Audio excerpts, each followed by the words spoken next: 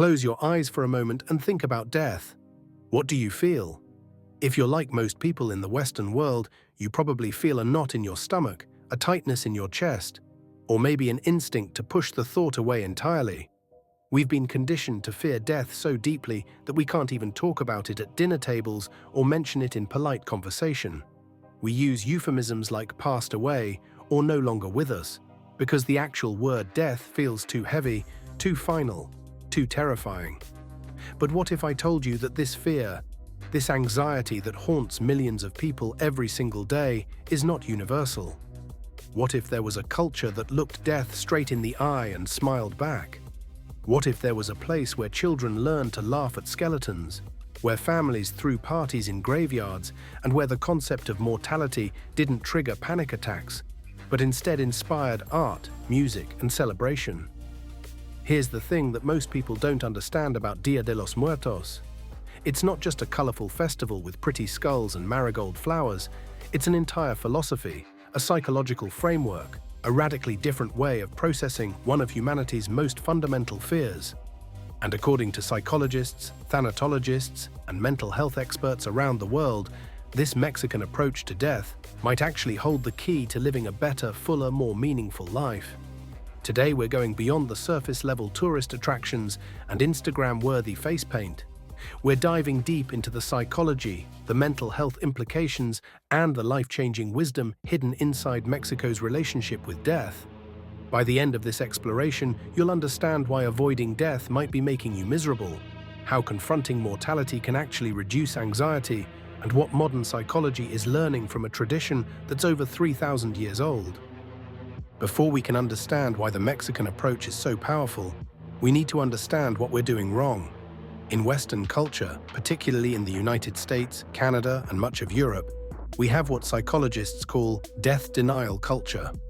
This isn't just a casual observation, it's a clinically recognized phenomenon that's been studied extensively by researchers in the field of terror management theory. Terror management theory, developed by psychologists in the 1980s, suggests that human awareness of mortality creates a fundamental anxiety that underlies much of our behavior. When we suppress this awareness, when we pretend death doesn't exist, something fascinating happens. The anxiety doesn't go away. Instead, it transforms into other problems. Studies have linked death anxiety to everything from materialism and consumerism to prejudice, aggression, and even political extremism. Think about how we handle death in Western society. We hide dying people away in hospitals and nursing homes, keeping them separate from daily life. We use funeral homes to distance ourselves from the reality of dead bodies. We spend billions of dollars on anti-aging products, cosmetic surgery, and anything that promises to keep us looking young and vital. Our entire economy is built partly on denying the inevitable. When someone dies, we're given maybe 3 days of bereavement leave before we're expected to return to work and act like nothing happened. We're told to move on, to get closure, to process our grief quickly and quietly, so it doesn't make anyone else uncomfortable. But here's what the research shows. This approach doesn't work. Countries with the highest levels of death denial also tend to have higher rates of anxiety disorders, depression, and what psychologists call existential vacuum, a sense that life lacks meaning or purpose. When you're constantly running from death, you're also running from the questions that give life depth. Why are we here? What matters? How should we spend our limited time? The irony is profound. By trying to protect ourselves from the fear of death, we've actually made that fear more powerful. We've turned it into a monster that lurks in the shadows of our consciousness, influencing our decisions in ways we don't even recognize. Now let's travel to Mexico, where death is approached with a completely different mindset. In Mexican culture, particularly in the traditions surrounding Dia de los Muertos, death is not an enemy to be defeated or a tragedy to be hidden away. Death is a teacher, a companion, and ultimately a part of the family. This perspective has roots that stretch back thousands of years to pre-Columbian civilizations like the Aztecs, Mayans, and Mixtecs. These ancient peoples developed sophisticated philosophies about mortality that modern psychologists are only now beginning to appreciate. The Aztecs believed that life and death existed on a continuum, not as opposing forces, but as complementary aspects of existence. They had multiple afterlife destinations, each determined not by moral behavior, but by the circumstances of death. Warriors who died in battle, women who died in childbirth, and people who drowned all went to different realms, each considered honorable in its own way. What's revolutionary about this worldview is that it removes the moral judgment from death. Death isn't punishment. It's not something that happens because you failed or because you weren't good enough. It's simply a transition, as natural as birth, as inevitable as the seasons changing. This fundamental acceptance creates a psychological foundation that Western culture lacks entirely. When Spanish colonizers arrived in Mexico in the 1500s, they brought Catholicism and tried to suppress indigenous beliefs. But something unexpected occurred. Instead of one tradition destroying the other, they merged. The indigenous festival, honoring the dead, which originally took place in summer, shifted to align with the Catholic holidays of All Saints' Day on November 1st and All Souls' Day on November 2nd. The result was Dia de los Muertos as we know it today, a unique blend that carries both the ancient wisdom of indigenous philosophy and the familiar structure of Catholic observance.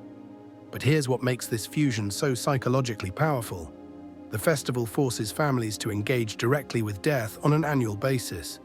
It's not optional, it's not something you can avoid or postpone. Every year, parents teach their children how to build altars, how to speak about deceased relatives, how to honor death without fearing it. This regular ritualized engagement with mortality creates what psychologists call death competence, the ability to think about, discuss, and process death in healthy ways. Let's talk about what actually happens during Dia de los Muertos from a psychological perspective, because every element of this festival serves a specific mental health function, whether intentional or not. The ofrenda, the altar that families build in their homes, is not just a decoration. From a grief psychology standpoint, it's a therapeutic tool that accomplishes several things simultaneously. First, it provides a concrete, actionable way to process grief.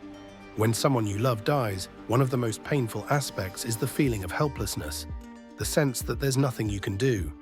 Building an ofrenda gives grieving family members a task, a purpose, a way to channel their emotions into something tangible.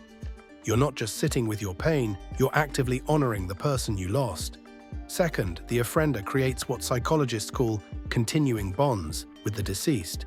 For decades, Western grief counseling operated on a model that said healthy grieving meant letting go and achieving closure. But recent research has completely overturned this idea.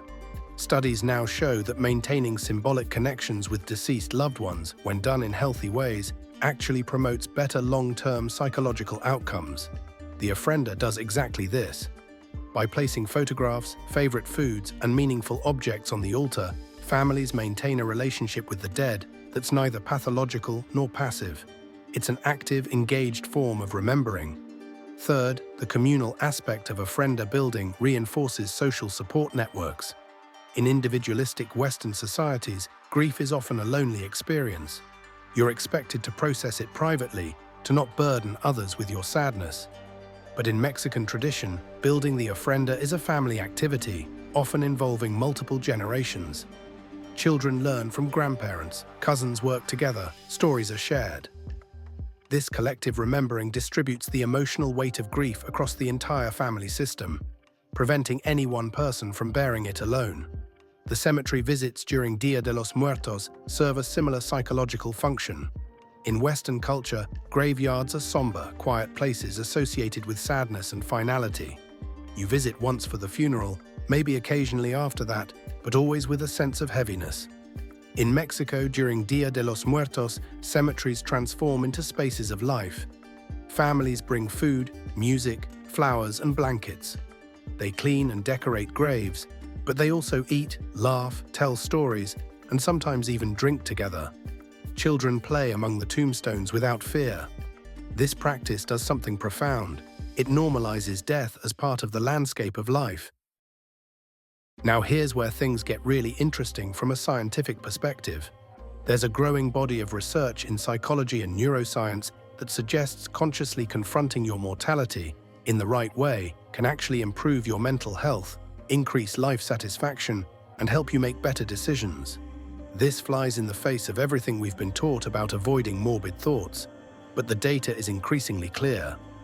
One of the most fascinating studies in this field comes from research on mortality salience, which is the psychological term for being aware of your own eventual death.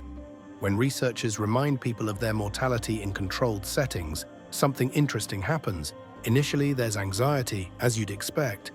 But when people are given time to process this awareness, especially within supportive cultural frameworks, the anxiety transforms into something else entirely.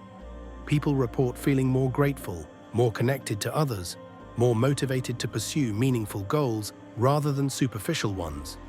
Dia de los Muertos creates a culturally sanctioned space for exactly this kind of mortality salience. For 2 days every year, death is everywhere. You see skulls, skeletons, references to mortality at every turn. But instead of triggering panic, it triggers reflection, connection, and celebration. The key difference is context. When mortality awareness happens within a framework that emphasizes continuity, relationship, and meaning, it becomes therapeutic rather than traumatic. There's also compelling research on what psychologists call post-traumatic growth, the phenomenon where people who face death or serious illness often report positive psychological changes afterward. They talk about appreciating life more deeply, prioritizing relationships over possessions, feeling more authentic and less concerned with others' opinions. Many cancer survivors, for instance, describe their diagnosis as a wake-up call that, despite its horror, ultimately improved their lives by forcing them to confront what truly matters. The Mexican approach to death essentially provides these benefits without requiring a near-death experience to trigger them. By regularly engaging with mortality through ritual and tradition, people gain the clarity and perspective that usually only comes from crisis, but without the trauma. It's like a psychological vaccination, exposing people to small, manageable doses of death awareness that build immunity to existential anxiety. Another crucial element is the humor. If you've ever seen Dia de los Muertos celebrations, you'll notice something that might seem shocking at first. People laugh, they make jokes about death, create satirical skull art that mocks the wealthy and powerful, write funny epitaphs. There are playful skeleton figurines shown doing everyday activities like getting married, playing music, or even going to the dentist. This humor serves a vital psychological function. When you can laugh at something, you've gained power over it. So here's the question that matters. If you're not Mexican, if you didn't grow up with these traditions, what can you actually learn and apply from this approach to death? Because this isn't just anthropological curiosity. This is practical wisdom that could genuinely improve your life, reduce your anxiety, and help you make better decisions about how to spend your limited time on Earth. First, consider incorporating some form of regular remembrance ritual into your life. This doesn't mean you need to build a traditional ofrenda or appropriate someone else's culture. But you could create your own version. Maybe once a year, on a birthday or anniversary, you gather photographs and mementos of someone you've lost. You cook their favorite meal, tell stories about them, actively remember rather than avoid. The specific form matters less than the function, creating dedicated time to maintain connection with those who've died, to process grief in an ongoing way, rather than expecting it to be resolved once and forever. Second, practice what researchers call death reflection in small, regular doses. This might sound morbid, but studies show it's actually beneficial. You could journal about mortality once a week, not in a depressing way, but as a tool for clarification. Ask yourself, if I knew I only had 5 years left, what would I change? What am I doing now that wouldn't matter? What am I not doing that would? These questions, when asked regularly, function like a compass, constantly reorienting you toward what's genuinely important. Third, change how you talk about death, especially with children if you have them. Instead of using euphemisms and avoiding the topic, practice direct, honest, age-appropriate conversations about mortality. When a pet dies, that's an opportunity to discuss the cycle of life, rather than rushing to replace it and move on. When a grandparent dies, that's a chance to involve children in remembrance rituals, to let them see that sadness and celebration can coexist. Research shows that children who learn to discuss death openly develop better coping skills and lower anxiety about mortality throughout their lives. Fourth, consider how death awareness might inform your daily decisions. The Mexican phrase, La muerte es democrática, means death is democratic. It comes for everyone regardless of status or wealth. This perspective can be incredibly liberating. If death makes us all equal, why are you spending so much energy trying to impress people? Why are you staying in a job that makes you miserable? Why are you postponing the trip, the conversation, the dream? When you truly internalize that your time is limited, trivialities fall away, and what matters becomes crystal clear. Now let's go even deeper into the philosophical implications of this worldview.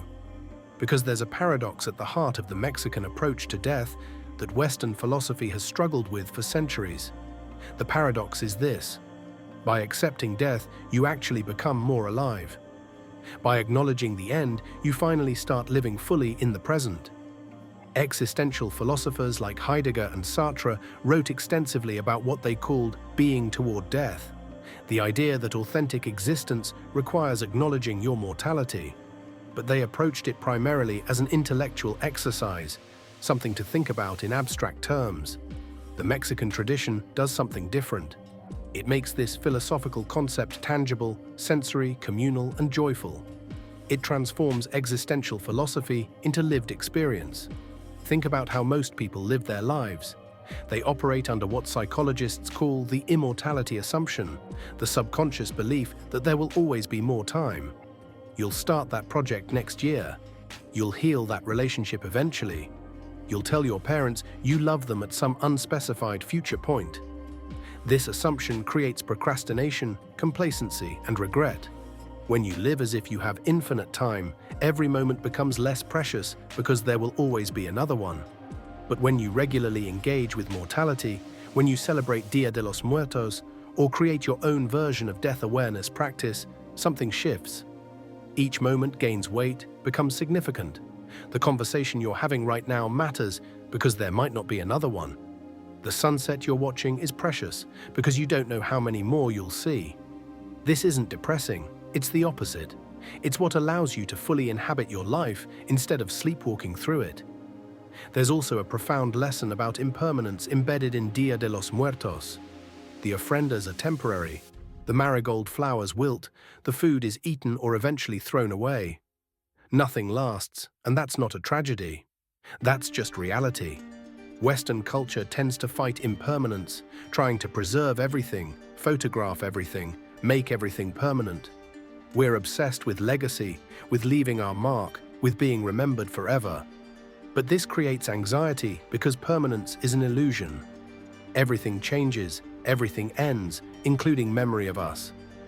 The Mexican tradition makes peace with impermanence. Yes, we remember the dead, but we also acknowledge that eventually those memories will fade too. There's even a concept in Mexican tradition of the final death, which occurs when the last person who remembers you dies. After that, you're truly gone. This might sound sad, but it's actually liberating. It removes the pressure to achieve some kind of immortality through fame or accomplishment. Instead, it focuses your attention on the relationships and experiences available to you right now, in this life, with the people who actually know you.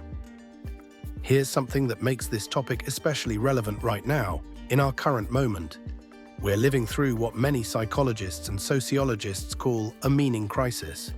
Despite unprecedented material wealth in developed countries, despite technological advances that would seem like magic to previous generations, people report feeling more anxious, more depressed, and more disconnected than ever before. Suicide rates are climbing. Anxiety disorders are epidemic. Young people report feeling that life lacks purpose or direction. There are many factors contributing to this crisis, but one that's often overlooked is our broken relationship with death.